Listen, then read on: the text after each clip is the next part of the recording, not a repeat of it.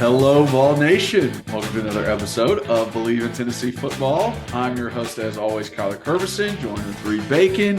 We got a great one today, but before that, if you guys are watching, please like and subscribe. It takes no time, but it means the world to us. And leave a comment. We love responding to y'all's comments. If you're just listening, rate and review, download and re-download. Listen to it multiple times. It helps us so much with those numbers. And if you want to follow us on social media, at Believe in Tennessee for our main account on Twitter, at Ep.124 for Reed, at Kyler Kervison for myself on all social media platforms. So on today's podcast, we are going over some transfer portal news, some of the guys that we missed in early signing day, didn't get to talk about, and then some guys who have decided to leave the program. So we break down what's going on behind that, what that means for us moving forward, and also our new offensive coordinator, Joey, moving up the ranks from quarterback coach. So we talk about him and what's in store and how's this team going to look under his tutelage. And then we also give our little predictions for the Georgia TCU game. So great podcast today. Let's jump into it. The game. Snap. The kick is in the air, and the kick this time is no. Sir-ree. No, sir-ree. Final score, Tennessee 20, Florida 17. Pandemonium reigns. Loads up, fires long for the end zone. The pass is going to be caught by Tennessee. Tennessee wins! By Tennessee, Jawan Jennings. Jennings makes the catch in the end zone on the Hail Mary. Down to the 35, to the 40, to the 45, to the 50, to the 45, to the 40, to the 35, 30, 25, 20, 15, 10, 5. What did he do? All he did was score. Joey Pence, touchdown on play number 1. All right, so before we jump into the podcast, got to shout out our number one sponsor, betonline.ag. It is the place to go for betting. It is your number one source for betting. They have all the odds, all the team totals, all the parlays that you could ever want, and they cover every sport. You got NFL, you got NBA, you got tennis, you got golf, you got baseball, you got everything you could think of. It is the place to go if you're going to bet on anything and make anything exciting. So for first-time signups, go over to betonline.ag, and for a 50% welcome bonus, use promo code BELIEVE. BLEAV at checkout and receive that 50% welcome bonus. Bet online, where the game starts. All right, welcome in, everybody. Got another great podcast for you. Very excited to talk about everything that has happened. Before we get into some transfer portal news and coaching changes, Reed, how we doing, bud? Hello, Kyler. Happy Sunday evening. You guys can see it's a little dark. Just talking about my lighting in here, but doing well. I've had a really nice weekend. And just hung out, got some stuff done around the house. Kind of took it easy. Went out for a nice dinner though on Friday. Mass today, which was nice. And then just been chilling. I didn't watch. I've had NFL on all day, but my Titans lost last night. It's just not the same. Yeah. So it's, and I go into it. I'm like, well, we don't have the horses to win it, so let's just get the better draft pick. And then the game starts, and you see one highlight video or motivational video from the Jacksonville Jags, and you're like, all right, screw it, I'm going to Jacksonville, and like, I'm suiting up and going to go drill somebody. But putting on the two-tone. Yeah. But it was interesting because Twitter was much more lively for the Titans since your ex-teammate Josh Dobbs was on the field. So that's right. I'm super happy for him. I think it was a can't lose situation because he was in an awful spot getting just thrown in there. So it was like, all right, what can you do when you got thrown in there? And I think he performed well, had an interception, but still was like 20 for 29. I think he was very safe which some teams, some coaches are going to be like, what's the point? But other ones are going to be like, yeah, that's a great backup quarterback for us. So I think it just depends. And, I mean, they tried as much as they could, the Titans, but that offense wasn't made for a Josh Dobbs. You know what I mean?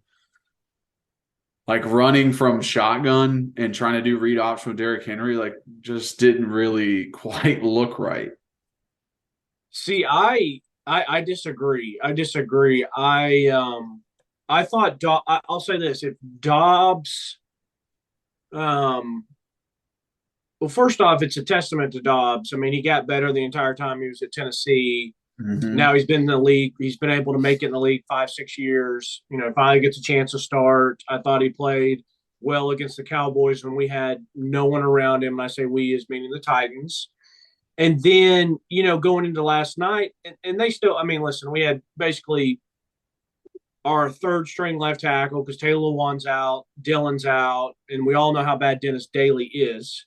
And Aaron Brewer is a starting left guard, but he's very up and down. You don't have Ben Jones. You don't have Nate Davis. Then you got Nicholas on the right tackle, who's a rookie.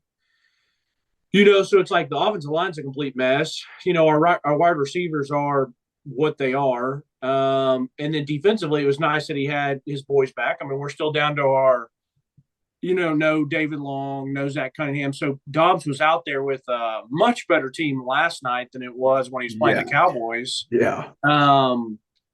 But I think that if Dobbs had been our backup all year in some of those games that Malik played, if Dobbs had played those, I really, really, truly feel like we won the South with ease. Yeah. And that's not a knock on Malik.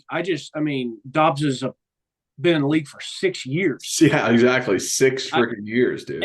And I think it's not that I'm some huge Malik fan or whatever. So I'm not picking between the two of them, but it's like, it's not necessarily fair to say, oh, he's terrible, the Malik experience is over. If I'm not mistaken, or in my opinion, and I think most people thought Malik was going to be somewhat of a project, and that's why he got taken in the 3rd or 4th round. It's like, hey, he needs some time to develop. Let's see what's up. So anyways, yeah, I would love for Josh to be on the Titans next year. I think he's a fantastic, fantastic backup, can win you some games if he needs to step in. Could he ever become a starter? Potentially. I mean, I think last night, I think it's different when he knows he's the backup. Like, he knows he's coming in and kind of, it's only his 2nd start ever. I thought he played really well. I thought there were some drops that hurt him. I did not think I still am very surprised that they called that a fumble. I know the ball was like starting to move in his hands like before it came forward, but no, there's so many other quarterbacks in the NFL that are going to get that call. And the fact that it was such a quick review or quick, I was like, what? But that like, so would you call that versus Tom Brady? I don't. Right. No, Tom Brady would turn around and like just stare at the ref, and they're like, okay, incomplete pass, and so, but to finish my bad, Dad. I'm sorry. Yeah, exactly. But to finish the Titans rant, and to talk about Josh, because I know so many people follow him or still want him to do well. The only thing, Kyle, that I was really upset with, that pick was Traylon Burks was getting, was a step ahead, and he just way underthrew it. And I don't know if that pressure in his face caused it a little bit. Maybe it was a forced pass. But the only time I got mad with Josh was when it was 4th down and he throws it 5 yards in front of the sticks. It's just like, bro, what are you doing? Like, you can never do that. It was like Joe Milton running out of bounds against Ole Miss. Yeah. That is just like dude, you can't lose. Like what I just started, like, you cannot lose by just trying something. Like, you're in the worst position. You've been there 17 total days, and like, no one is holding you to a high standard of like, you have to win this ball game to ever have a chance to play again, be on a team again. Nothing. It's just like, you have free money in your back pocket, and that's when I was saying, like, I just very much felt like it was safe. It was the safest thing that he could do. when it's like, all right, like now's your time to like turn that off and be like, okay, I just got to risk it. Just try something. Well, and that was probably with that long throw, that he was trying to let it rip. But listen, Todd Downing is terrible, terrible, terrible. I mean, it was so predictable. It was run, run, pass. And my thing is I get the Titans want to be that, hey, we don't care if we're running it, we're still going to pound it. But you have to know, like, personnel. Hey, right, exactly. And so if you want to run it on first down, I want shotgun so that there is some sort of look where it's a pass. Hand it to Derek out of shotgun or read option with Josh and Derek. Then on you say if you get 5 yards, it's 2nd and 5. Go under center and then play action. So kind of like that little flop. And then I was waiting for them to give Josh one opportunity at kind of like a no huddle situation, or kind of like, let him, it's on first down. Just go ahead and go to shotgun and let him get a 5-yard throw to Austin Hooper or to Robert Woods. Something, those easy type things. And that was so.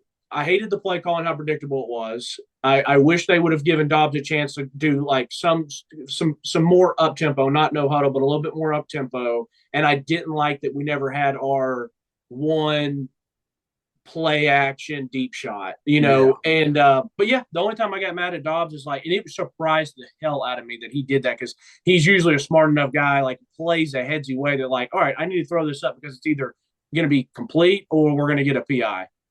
Yeah, and to go back on what you're talking about with Todd Downing, I feel like there are a lot of offensive coordinators out there that want to run what they want to run, and they think this play works versus this defense, and they don't think this play works horribly for my offense. Like, it does not fit who I have in there.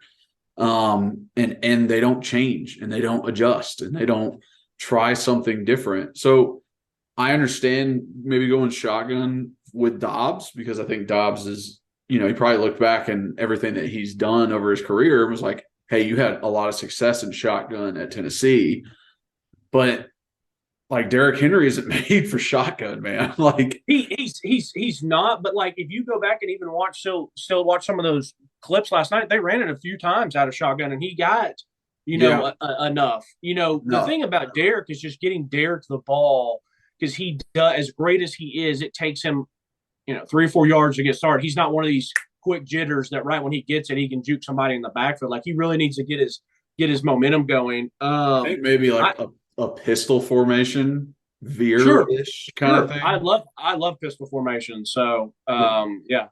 That's what I would have thought, like in my head, offensive mind of like, okay, I need Derrick Henry to have more yards to get to speed, and I know Dobbs can make this read on the end and pull or give, and then I can give him one other option of a bubble screen somewhere. Yeah, where he can I would have loved that, and they did it like once, and that was it.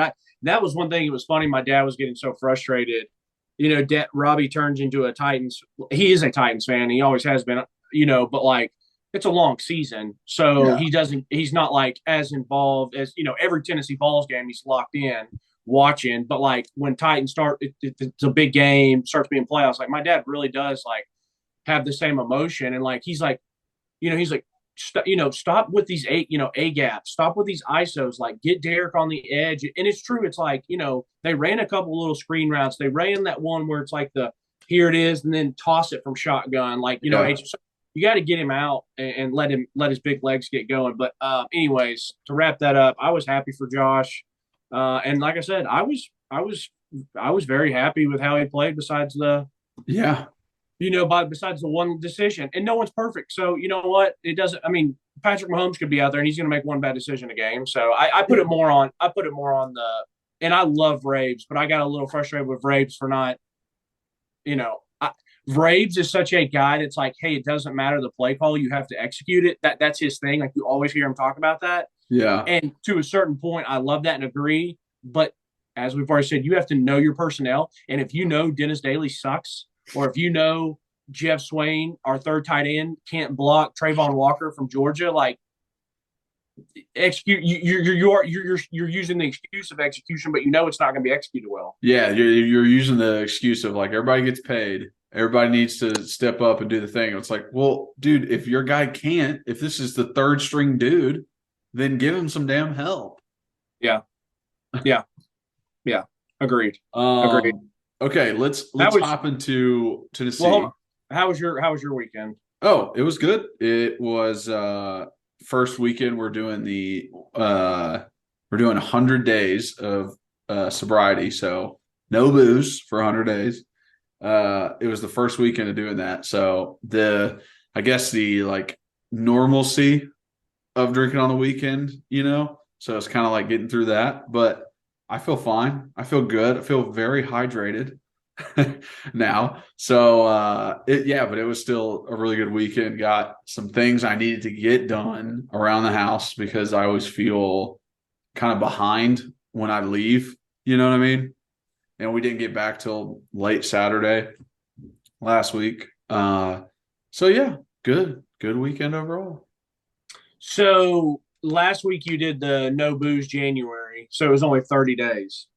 Yeah, so I've done the 30 days before. I have also done no booze to get ready for my pro day coming out of college. So I've done it a few times, and I think I did it more than 100 days getting ready for pro day too. So I feel like I've done this before. I'm very much like, maybe I get a little bit of antsy just like right there because I feel like I should have something in my hand. But then after a while, it just like it's easy for me. I can quit cold turkey and just be fine. And this is all just for just like health, or just like nice little. We always try and do something beginning of January, like just reset. Because also like holidays come around, I go freaking ham on food and candy and everything because it's also like you eat during Thanksgiving and Christmas, but then like people give you stuff to go home with, people give you gifts, people give you candy, treats, all that kind of stuff. So yeah, it just gets bad in December. So yeah, we always try and do like a little bit of a reset in January. So what is 100? So basically, what, March? Yeah, it's 3 months, pretty much. Yeah. See. When for me, my thing is like I'm not a big drinker, so like I could give up drinking for Lent or whatever, and it wouldn't be a big deal at all. But I usually give up chewing tobacco over Lent, and that's always, and it's not difficult because I don't necessarily do it well. You're like, well, don't lie on the podcast. Well, it's like I don't do it every day. I might do it 4 times a week, 3 times a week, whatever the case might be. But it does, like, it's a great thing for me to give up for Lent because it is a sacrifice for that good or for that purpose. But then it's also like, it's not the most healthy thing. Let's be honest. So it's my vice that is not great. And I've gone through times where I do it, then I've stopped it for a while and all that stuff. But yeah. I know it's tough once you get. Well, wait. What happens? What happens if you and I like go out one night for dinner? Just no. And I love old fashions now, so we can't have an old fashioned together till March, I guess. I guess Diet Cokes for your boy. Back to the old days when I was 20 and my now wife was 21, and we used to go out to eat, and I would pay for her drinks and then get like a water for myself. Oh gosh, that's brutal. It was the worst because it's like 7 months difference. So it was like for 7 months, I was just like, God dang it, I want a beer so bad. That was while I was in college. And you were obviously drinking them, just not. Yeah. That was when I was in college, and I would drink every other time, but yeah, classic. All right.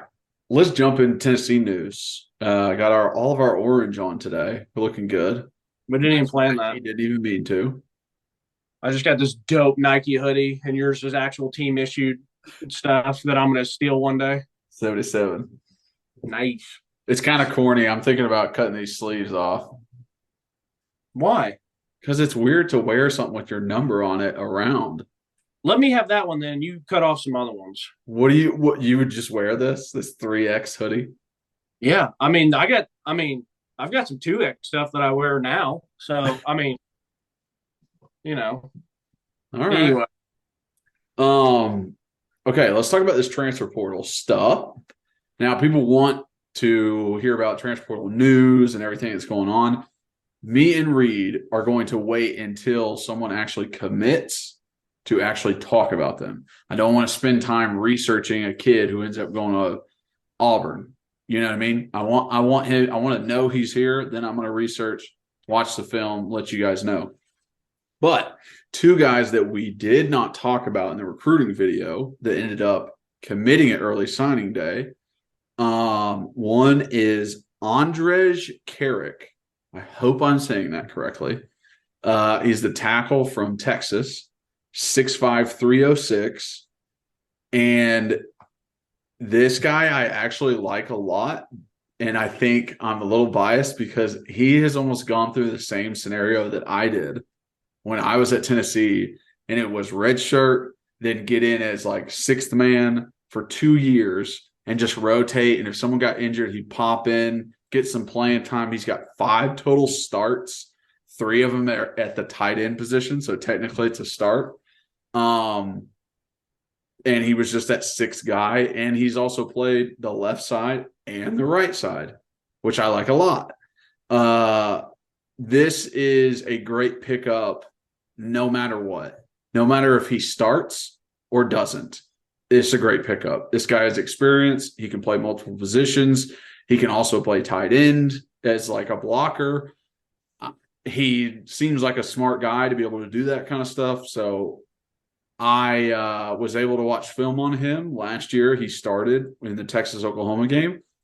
And I thought he had like quality footwork and pass protection, quality slides, like getting up to the second level well, keeping his eyes on the linebacker if he's doing a double team. A lot of times you guys struggle with that. You're supposed to double team up to linebacker and they lose the linebacker. I saw him a couple times like actually follow through with his block and make a block for Bijan Robinson. So I'm happy with it. I'm not going to say this guy's starting. This guy's a replacement for Darnell, but he's adding depth. That's for damn sure. So I'm not going to say it's good no matter what. I'll pull back on that, but I know what you mean by that. And that, yeah, if he starts and plays well, that's fantastic. If he is our swing man and good quality depth, that is fantastic too. Obviously, it's not great if he just comes and never even plays. I mean, you know what I mean? Like, let's not be a little dramatic here. It's like, oh, he's great to show up no matter what if he rides the bench the next couple of years. Well, him being there also puts a little fire under Grant's butt, under, Mincy's butt, under Jeremiah's butt, where it's like, all right, here's another guy who wants to start. What are you guys going to do? Right. No, yeah. No, I feel that. I get what you mean. And plus, you know me. I know what you mean, though. Like, if he just comes in, it's like sloppy body, doesn't play, doesn't do anything. It's like, well, that wasn't great. Right. But we don't necessarily think that's going to happen. We think he's either going to play or he's going to be a good quality backup depth type guy. To start, I went back and looked at, I'm pulling up his profile. So like you said, 6'4", 296. He's got Texas, Arizona, Auburn, Baylor, Florida State, Michigan, which you've always liked that. And so they obviously offered him. He's got Kansas State, Ole Miss, Oregon, TCU, USC. I mean, so he had a bunch of offers. Now, he didn't have a ton of SEC offers, but granted, he was a Texas kid, right? Because he went to South Lake. Yeah, I think so. South Lake, Texas. So I mean, coming out, 4-star kid. He's obviously been in the program there at Texas for a while. And for me, I agree with you. Anytime that you can add someone from another big time school, like he's going to come here, he knows what big time football is. Like he's been around good programs, around somewhere where it means a lot. He's been around where they play a lot of big games, and so none of that's going to be different. It's not like he's coming from, he's not coming from Central Michigan, or something like that. So yeah, I'm fine with that. I like that. I'm very happy with kind of where we sit at lineman. I really am. So like we get Cooper another year, and then we get Javonte Spraggins another year. Jerome Carvin's gone, which is going to be really tough, and so is Darnell. Both of those guys Darnell and Jerome were fantastic players. Fantastic. I like Mincy a lot, and I like Jeremiah Crawford a lot. Well, just from what I've watched and seen, I think both of those guys are super solid. Now, will they kick one of those to right tackle? I don't know. I mean, you linemen, some of you are like you can like put me anywhere. Some can do it, some can't. And right. And some are like, hey, I'm Gucci, I can do it. And others are like, yo, this really F's me up, like whether it's scene stuff, whether it's how I use my hands, my feet placement, like, and it's nothing to do with their athleticism or how good they can be. It's just sometimes how things look and work with our brains and our hand-eye coordination, stuff like that. So I don't know how he's going to be. I'm excited for spring practice to see him, and for you to see him and kind of be around. I think we'll get a good vibe there. But yes, anytime that you hear about transfer portal guy, this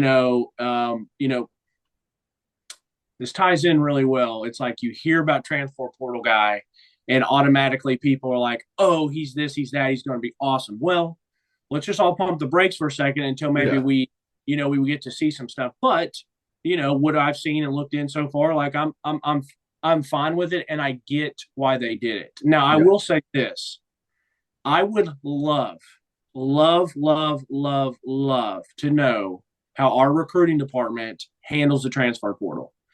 And honestly, I might sneak a question in when we go to practice. I'll either ask Scott Altizer and just be like, I'm just curious, like, how do you guys, like, there's so many people that are going in and out. I know you guys are monitoring everybody, but like, how do you all, how does Coach Heupel, how did the people say, okay, we're going to make a really run at this guy?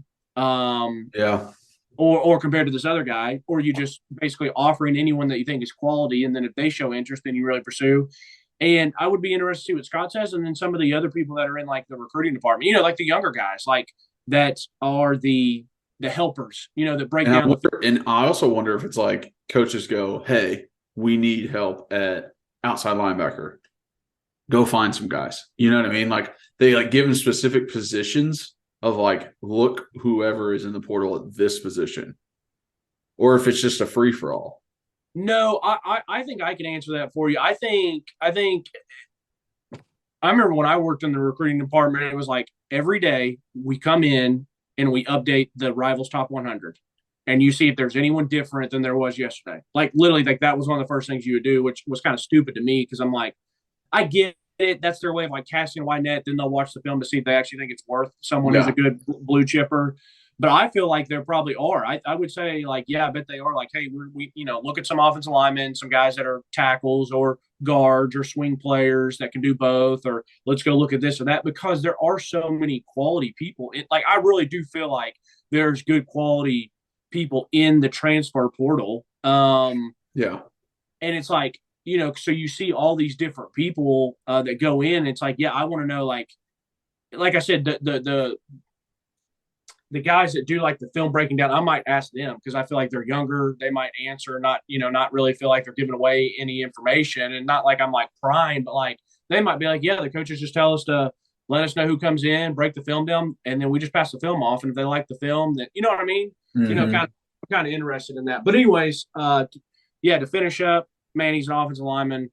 I love me an offensive lineman. I love me a defensive lineman. Right. I'm like, hey, let's take as many shots as we get. If we can bring in 5 stars, well, hell, probably 3 of them are going to be good. So I'd rather I'd rather take 5 and have a chance at 3 good ones and take 3 and have a chance at 1 good one. It's a numbers game, baby. It is very much. I've seen a lot of 5 stars be a bunch of. So I agree. Next up, we didn't talk about Keenen Pili from BYU, the linebacker.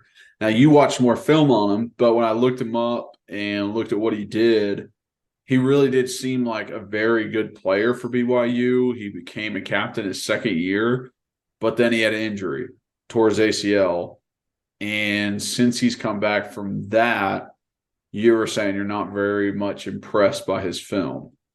And it seems like if you're a 2-time captain at this school, that you're one of those guys who would want to stay and want to finish.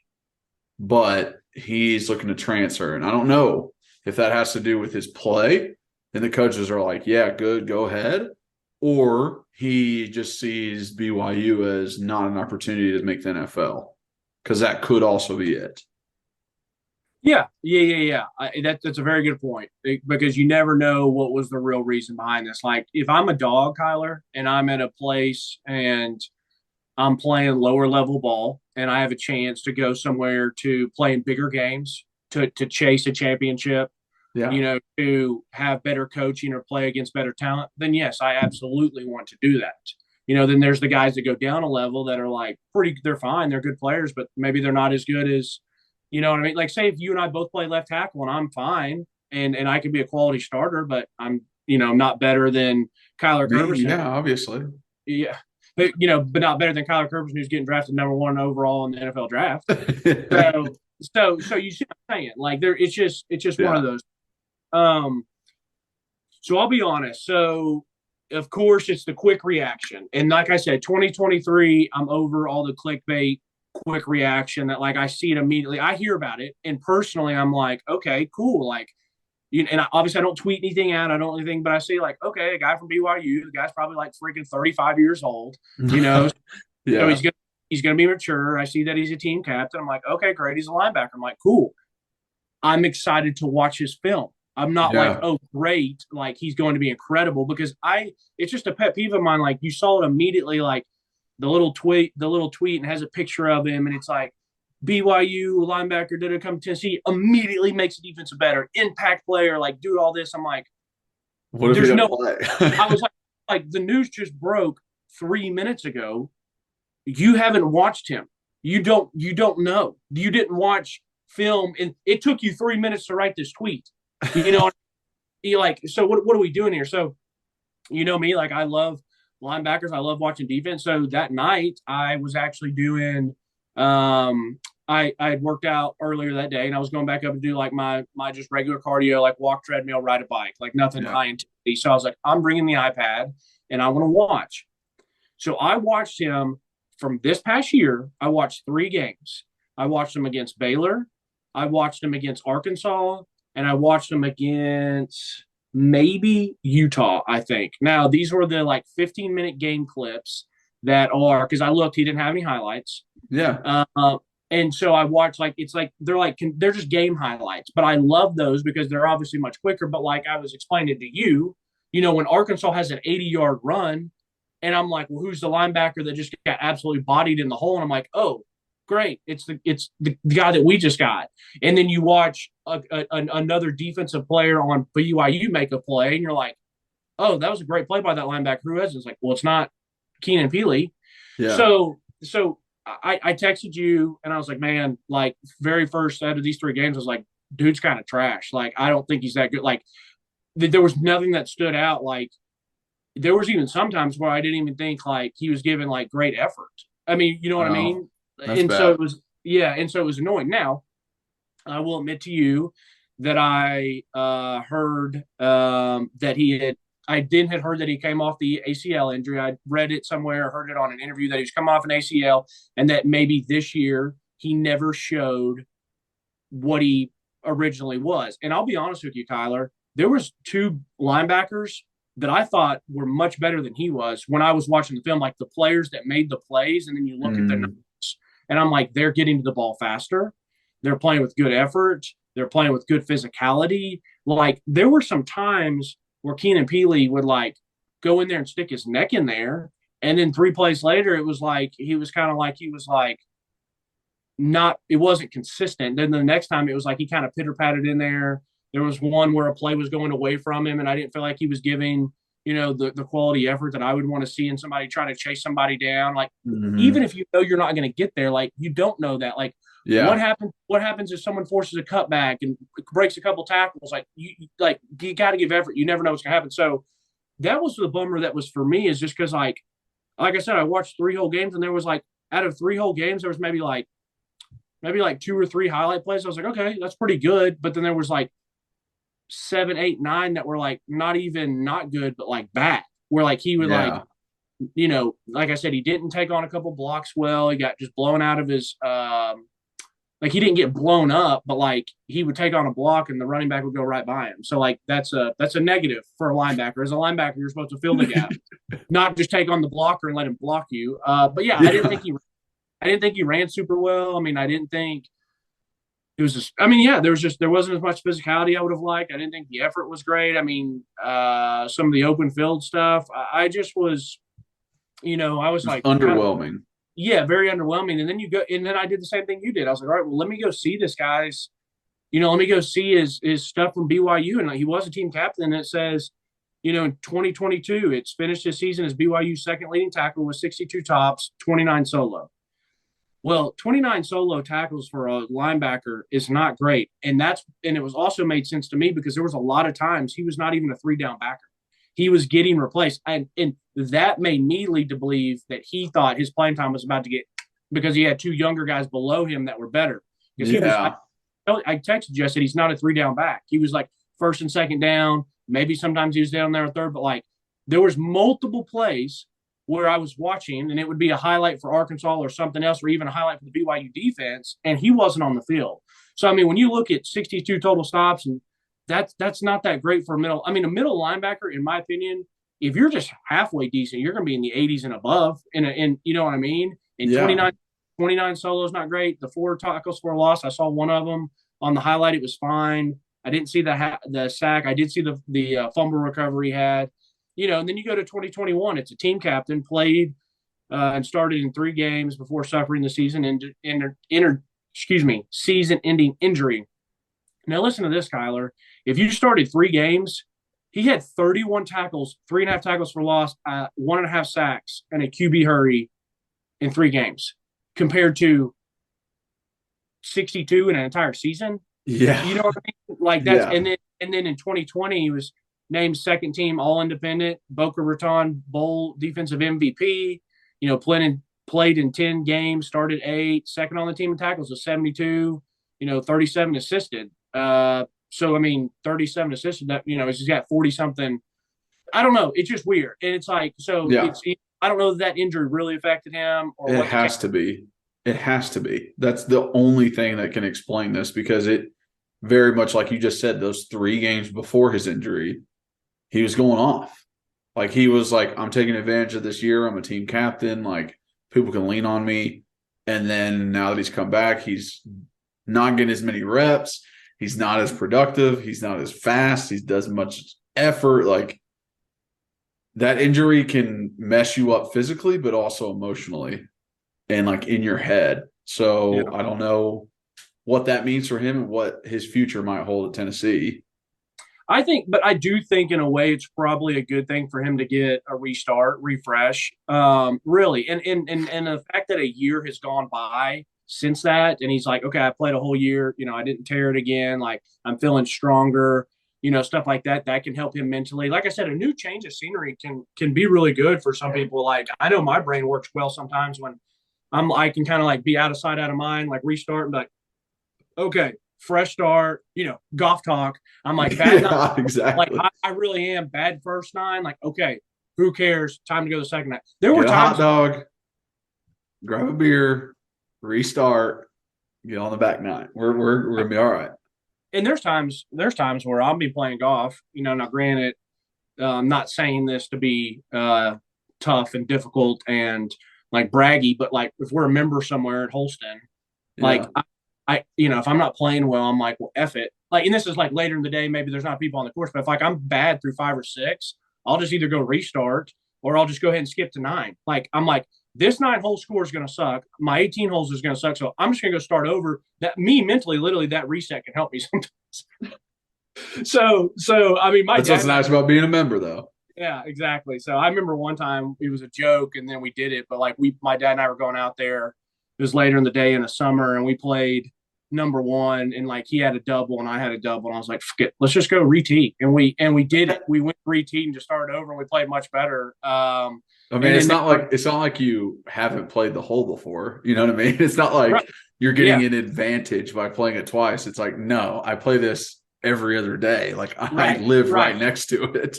Right. And the funny thing is I'd used that joke multiple times. Like there was one time I'd been having a nice 9 holes and then like you get to number 7 or 8 or whatever, a little bit later in the whole round and, you lose a ball and maybe end up having a double. And I just look at him like, you want to re-tee? And he thinks it's like the funniest thing in the world.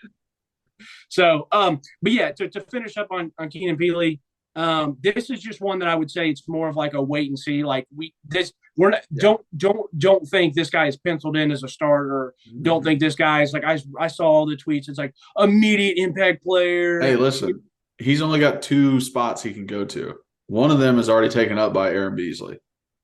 So that leaves one more, and he's got to compete against Juwan Mitchell and Solon Page, who have been there. So it's is Solon Page back again? I don't know. He might be. I thought he was done. I feel like some of these guys have just been here for years. Dude, years. That COVID year is crazy. I wish you would have gotten a COVID year. That'd have been sick. But I know. Yeah, I mean, literally, some of these guys, I'm like, wait, he's back again. But anyway, to finish what I saw on the film that I saw, like I said, I could have missed some of his best plays. You know, he could come to me and be like, "Hey, Reed, you're a dumbass. Like, these are my worst games I ever played. Like, go watch these." But like I said, it was very underwhelming. There was nothing that he did that I felt like was impressive. Like I said, it wasn't like he had just necessarily an unbelievable motor to make up for stuff. Like I thought he's a good sized guy, but I thought he would get locked up on blocks too much. And then like I didn't think he was great in space. Like I mean, there was just nothing there that like made me excited. Like I was waiting for just someone to come in and make a good hit. And I'm like, okay, you know, he might not be good in space, but at least he's physical in the box. So I don't know.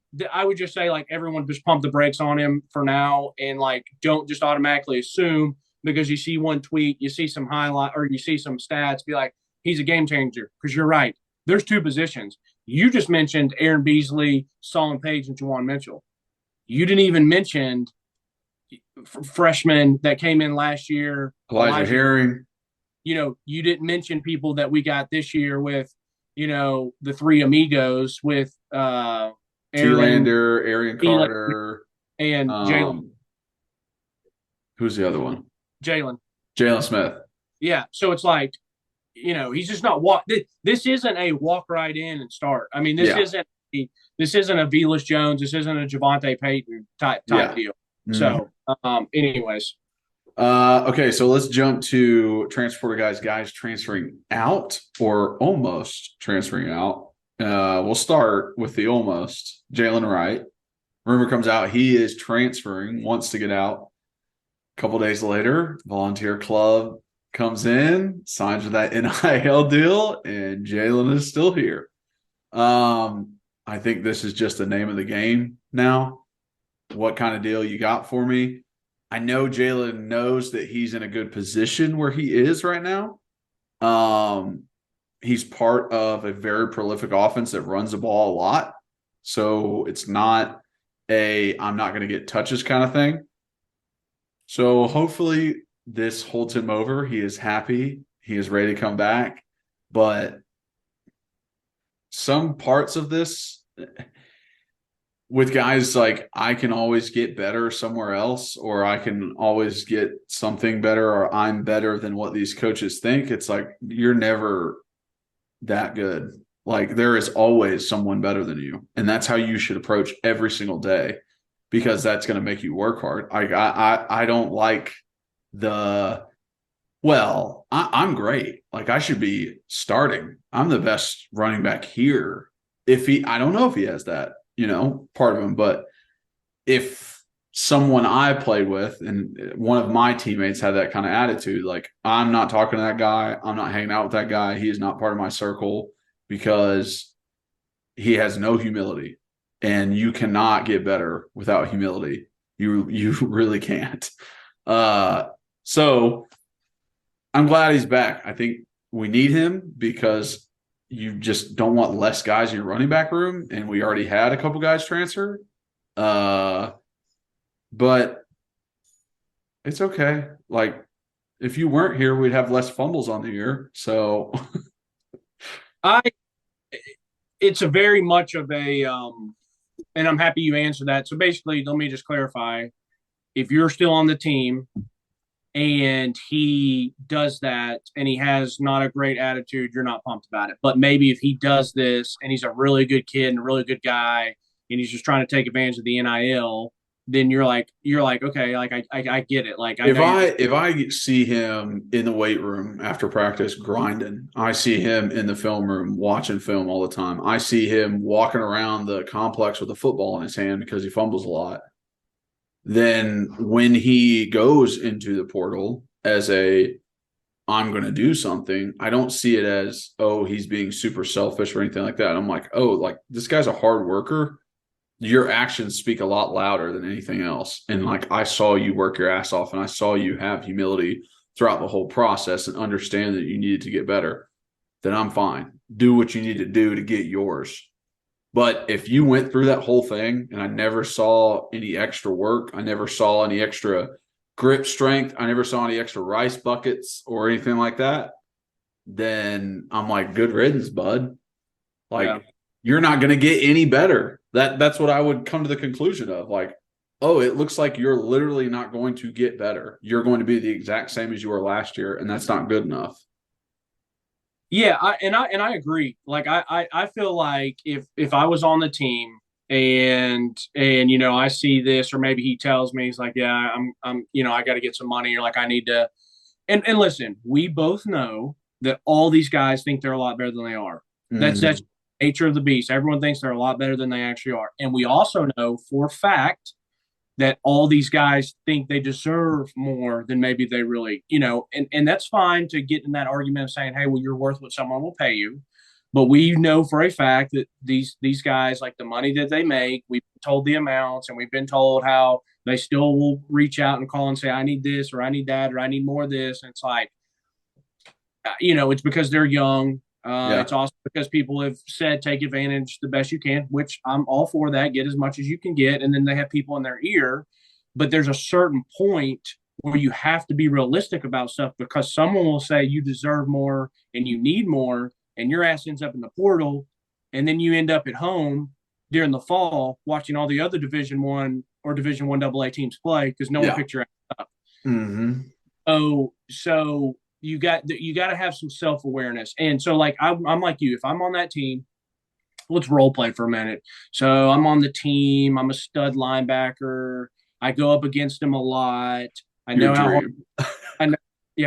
hard he practices and plays. Like you said, I see him and I know, like, maybe I have a decent relationship with him and we're just talking. We go and grab some food and he's like, yeah, like I need to really, take advantage of this NIL, or like, my dad or my mom saying that like I really need to do what I can here or whatever. And the way he's approaching, he's not like, damn, like I need some of this money, like this bullshit, like da-da-da, and like acting like that he's owed it. Then I would just be like, kind of like you said, I'd just kind of be like, whatever. Like I would have a bad taste in my mouth. I'm not going to tell the kid like go kick rocks, especially if have a relationship with him as a teammate. Yeah. But I really do feel like it's all about how he is and how he handles the situation. So, and obviously Tennessee likes it. Listen, that NIL, that event series that you and I both know, like that's not necessarily that huge of a deal. They basically just get paid to go to an event a couple times. It's not like that's not even like life-changing money. That's more of just like some nice pocket change. It's not life-changing money, but it is a lower middle class job kind of money. Maybe not for those event series. I mean, unless they do a bunch of them. I mean, they might get. I think if I remember, it's like a couple $100 for showing up. Maybe a little bit more than that. Depends on how many times. I think certain guys will get like if it would be like $20K over the year, but then you have to go to this many events to get that. Oh, right. You know what I mean? Like it's like, it could be considered your job. Yes. Almost. Yeah. So, and we know that there were times that people got signed up for that stuff and they didn't show up. So, they didn't want to go, so they didn't show up. They didn't answer text. They didn't go and do stuff that they were supposed to do. So, yeah, I think for me, because Vol Nation on Twitter was very split. Some of them were like, no, don't leave. Like, please stay. We love you. And the other one's like, see you later. Like, you weren't even that good. So I can get both sides, but I think for me and you both, it makes sense. And I would say that's probably the case for a lot of people. It's like how he handles his business inside the building. And you know what? Maybe he handles himself pretty well in the building because they obviously said, it was probably Scott goes, all right, go ahead. Let me call the volunteer club. All right. Call him. Go ahead and sign him up. Pub his name a little bit. We'll put a little cash in his pocket. Like, it's not going to be anything crazy. You know what I mean?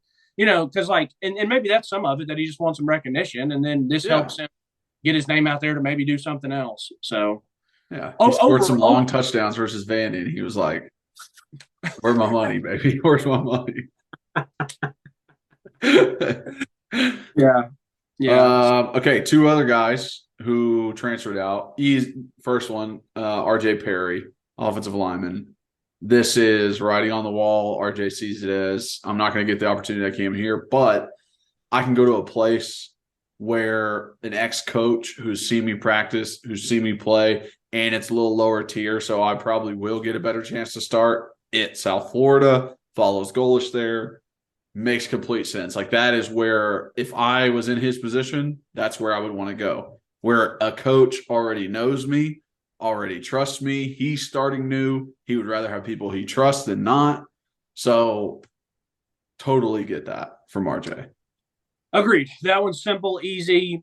Hey, let me go. Let me get some PT. RJ was fine in practice when I watched him. I mean, he wasn't anything special, but he was like a good sized kid. Yeah. I thought he moved decently well. But yeah, I mean, like you said, go to where you know someone, and obviously, and it probably feels good too, because Golish probably has, you know, some sort of feeling like, hey, I want you to come down here. So like, go down there, play. I actually will be interested to see if I saw on Twitter that Jimmy Holiday was at Mississippi State, but I would be interested to see if Holiday or Callaway end up down there with him, you know, and see what happens there, because they're both. I would have probably done that. I mean, they might still they might transfer now. Of, you know, I don't know. Did they get there before Mike Leach's passing? I mean, pictures of Jimmy Holiday were just yesterday, I think, or like 2 days ago. So yeah, this is all after the passing of. Okay. Yeah. I mean, I would, if I'm an offensive player, like a receiver, a skill guy, like, I would think, I'm going to follow this coach and know that, like, I'm going to be getting the ball. But yeah, you would think. I think it's a good sign. Like, it's going to be a good sign for them if they get called, because they know, you know, like, and I would be shocked. Like, why would Golish not want a Jimmy Holiday? Like, you and I both know, dude was awesome at practice, meaning like already knows the offense as a teammate, and as like he was decently productive, like a pretty good player. Yeah. So I would be surprised, you know, I'm kind of surprised why one of those guys wouldn't be down there. Yeah. But anyways, so yes, we're talking too long. All right, it makes sense. RJ Perry going down there. And then last guy, Walker Merrill, looking to transfer. Spent 2 years here, sparingly playing, but seemed to start to get more towards the end. Looking into this more, I was like, why is he doing this? What's going on? Why would he ever want, like, this is like the prime time to like really step up. You know, I never understood guys like, oh, I'm not starting, or, oh, I'm not playing, you know, before the season, but they're right there on the cusp. It's like, bro, people get hurt every year. Every year you're going to get a chance to play. But this is after the bowl. This is after bowl practices with Nathan Leacock involved. And I can imagine there was an obvious pecking order of Brew and Ramel and Squirrel. And then you don't see Walker maybe getting the reps that he wants. You see Nathan getting more reps. You see Nathan's getting more balls. And then he's like, wait, hold on. I've been here for a while. Why is he getting touches and I'm not? And can see the writing on the wall. Let's not go ahead and jump over our, like, Caleb Webb, who's been here.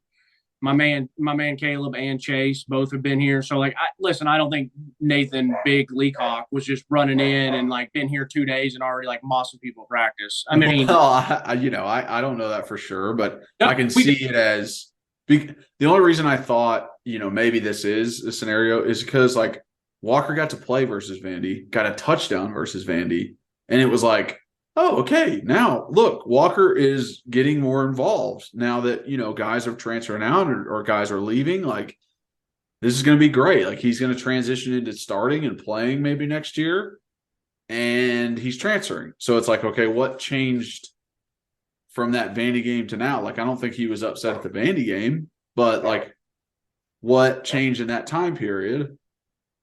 One thing. Andy, enough. So no, I think Walker is the perfect example of why the transfer portal can be good. Based on what we saw and what we heard and all that stuff, Walker was a good teammate, hard worker. At practice, he was always going hard. I thought he was good. I thought he had an opportunity to be, an above average player here. But if he doesn't think that he's getting in front of Brew next year, if he doesn't think that he's getting in front of Squirrel, who's younger than him, if you don't think that you're going to be ahead of Ramel Keaton, and then you get some of these other younger guys, and I'm not saying that he's afraid of the competition. Dude's been here 2 years. This was the end of his second year. So it wasn't like he just showed up and dipped out immediately. Yeah. You don't know if he had a conversation with a wide receivers coach and just was like, hey, where do you see me? What's your thoughts? Like, everyone has end of the year meetings, with their coaches and stuff. And it could be real talk. I could walk in there and be like, all right, Kyler, like, what do you see for me? Like, what do you think I'm, where do you need me to get better? What do you see? And I think Walker could be really good. I think he could have been fine here because of his attributes, but I could see him going to like an MTSU, like if you want to go back to Middle Tennessee, or like going to Memphis, or going to one of those, and just absolutely being, really, really nice, like a really, really good, productive player.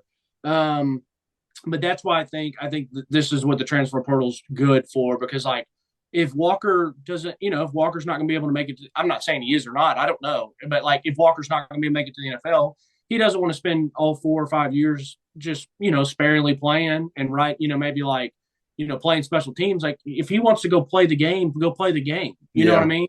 Yeah. So I would assume that it was one of the, like I said, perfect example. He's probably leaving on good terms. He's a good teammate. It's just not in the cards for him because someone in front of him is a little bit better, and go find where you can get after it.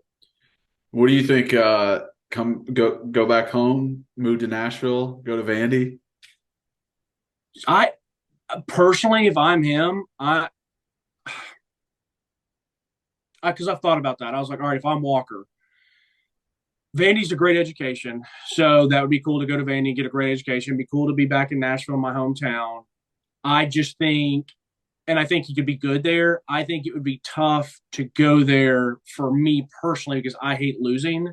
And I also think it'd be tough for me personally to go there and play against your teammates. Yes, and play against a place where like I was, and I had a scholarship offer there, and now I go up and show up and get beat 52-0 the next 2 years. Yeah, that's not what you want.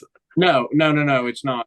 Matter of fact, I just was curious. I went back and looked at RJ's page.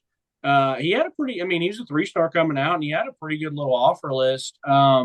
So, you would think going down to UCF with this coach, it should be pretty good for him down there. I always think like you and I aren't huge recruiting guys, so like I wait until someone's good, and I think it's interesting to go back and look, or then like if someone leaves or whatever, and then I didn't know who RJ Perry was when he signed here. I didn't care in 2020 or whatever it was. Like I didn't keep up with that stuff, but I think it's kind of interesting to go back. So, and he's a big, good sized guy. So I think it's not like he's undersized or anything. But no. All right, we got a new offense coordinator. What's your thoughts? We do. Joey Halzle got promoted. Now he's offensive coordinator. My thoughts are he has been a coach underneath Heupel for 14 years. He was a quarterback under Heupel before that at Oklahoma.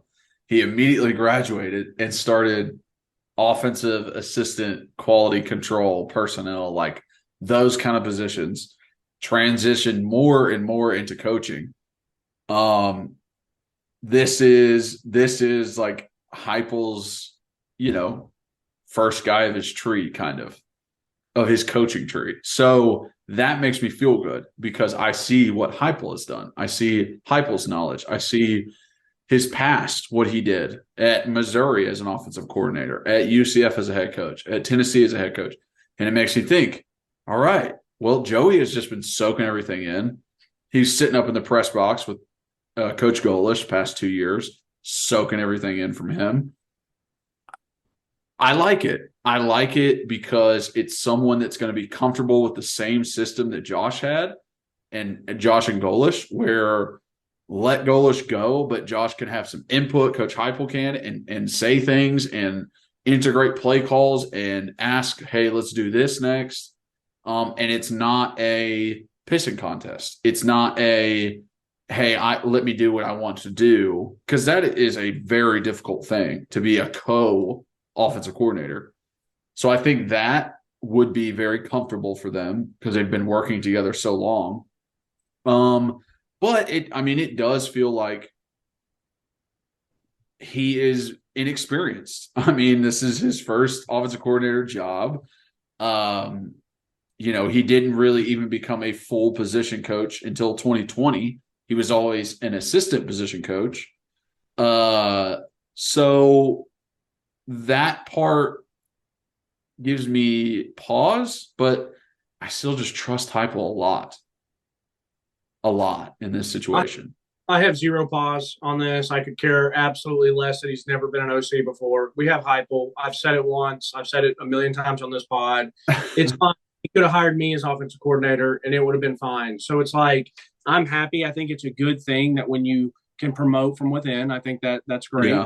Yeah. Because that means that you have good quality people that you trust. I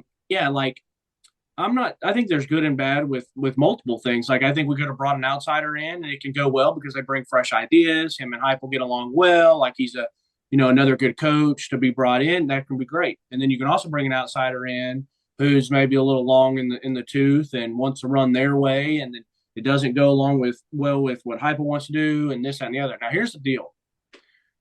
What I've seen so far with Heupel is he doesn't feel necessary. It doesn't feel to him that he has to appease people by bringing people in. Maybe if there was a Butch Jones here that would hear the talk and needs to get rid of a John Jancic or whoever and bring someone else in. Yep. And then there's always that, well, did that person get to run their own system? Did the head coach really have a lot of, there's all that type of stuff. So I'm just saying, like, and then promoting from within can go wrong too. I mean, you never truly know, but I think this has a lot less chance of going wrong because, like you said, they've been working together forever. They know how to work with one another. Heupel obviously trusts him, and Heupel's the offensive guy. So this really doesn't matter. But I think it's great for Joey. I think it's great for him and his family. Like, they get to stay here. He gets a promotion. A lot of the players on Twitter were pumped about it, so I think it was great. I think it's a massive win-win for everybody involved, and now this will really get him an opportunity to maybe go get, a head coaching job, way down the line. I don't think it's going to happen in the year 1 or 2, but and he seems like a great dude, so that's what I'm happy about. And plus, also nice too. It would be kind of a slap in the face to him, and like almost show him that he's not trusted. That's true. If like they went in and brought, Dow Loggins in like South Carolina did and all this stuff. So, and I think Golish kind of gave Heupel a perfect opportunity to like really see how he does with Joey, where it was like, all right, here's your bowl game. Like, now you guys are talking on the headset to each other and I'm not there. Like, how does it go? Obviously we had some puttered drives. That fell behind, but I think Heupel was able to see enough out of Joey where he's like, I would have called that play too. No. I think that was a good call. Like, oh yes, Joey, let's do that one. Let's run that post to Brew in the back of the end zone right now that we're on the 20. Like he was like, oh, okay, like you said enough during this game where you're like, I'm going to run this play next that I trust you to be my offensive coordinator moving forward. And it's a great point. It's a great point. I didn't even really think about that, but like they almost had a test run, Yeah. Well, you have to test drive before you bought it. Yeah, exactly. You got to give a little of the goods up before someone purchases it. So yeah, I'm very happy about it. I loved it like I said, I don't know him personally. He seems like a really good guy. So I was happy for him and his family. I was happy. It seemed like the players were happy. So that was great. So yeah. And we both said it early on, like when we lost Golish, I never like in past times, it's like, oh, we lost our offensive coordinator, defense coordinator. Like, this kind of exciting. Who are we going to go get? This, I was like, A, I don't care. And B, I already have a feeling that they're just going to promote, Joey because they did it with they did it with Kelsey Pope when whatever his name is, from Auburn that was here that left. Yeah. Yeah. Yeah. So, anyways, no, dude. Steal. Once again, me sitting here looking at Walker. Walker on 24/7 was a 4-star coming out, and then he had Tennessee, Auburn, Duke, Indiana, Kansas, Kentucky, Louisville, LSU, Memphis, Nebraska, Ole Miss, Penn State, South Carolina, Purdue, Texas A&M, Vandy, Virginia Tech, West Virginia. Dude had a silly nice offer list, so I'll be excited to see which one of those if they come back calling. Yeah, seriously. Look at these old recruiting things. This is so wild just to see the people. This is from 2021 and to see all the people that like aren't here still. It's wild. Oh no, dude. And some of the crazy parts too is like going back and like looking at classes and being like, oh, look at these top 5 quarterbacks of this class. 2 of them have played. Like it's like, all these other guys have been busts. It's crazy to actually do. Well, the 2022 class last year is what's great to see still, because a lot of these guys are still on the roster, playing well, getting PT already. And then like if you go back down here and look at the transfers, I mean, we basically hit on all the transfers. Brew, great, really, really good. Andre Turnentine, younger guy. He's played some, but we'll see next year. Wesley Walker, Charlie Browder's been injured. Gerald Mincy, and then the year before that with Javante and Velas, like we've hit on some pretty good transfers. Yeah, dude, it's been great. They've killed the transfer portal. So, all right, big Dejon Terry, baby. I know this is going to come out after the game, but predictions: Georgia versus TCU. What do you think? Yeah, I mean, unfortunately, I think Georgia wins. I will be betting again for TCU and taking.